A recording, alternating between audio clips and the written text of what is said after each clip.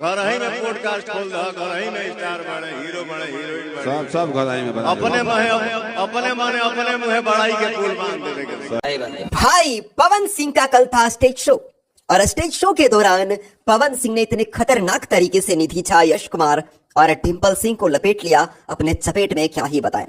एक बार आप ये पॉडकास्ट में पवन सिंह ने क्या कहा एक बार और सुनिए। फलानवा कहीं ना जाने, फलानिया कहीं ना जाली, उनका फिर आवेला में एक्सेप्ट करेली। सही है। ही जब फुर्सत पर पवन सिंह ने कहा कि ये घरे घरे पॉडकास्ट खुल रहा है, लोग आपस में ही अपने घर में पॉडकास्ट चला रहे हैं। घर में ही पॉडकास्ट लेने वाली और घर में ही सुपरस्टार, अच्छा खासा बिजनेस है यूट्यूब से कमाने के लिए, और वहां पर पवन सिंह का जिक्र किया जाता है। जैसे एक जनी बोलल वाली नाम ना रखो, नाम का धरिया नाम।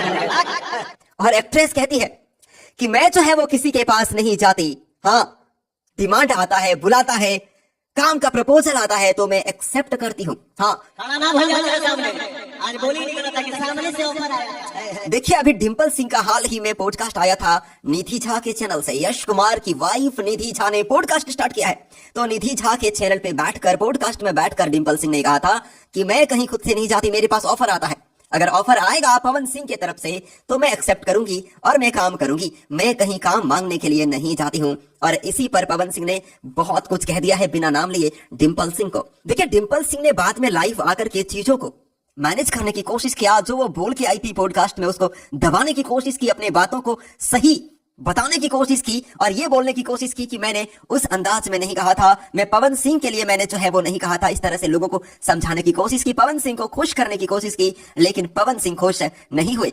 पवन सिंह खुश नहीं हुए। पवन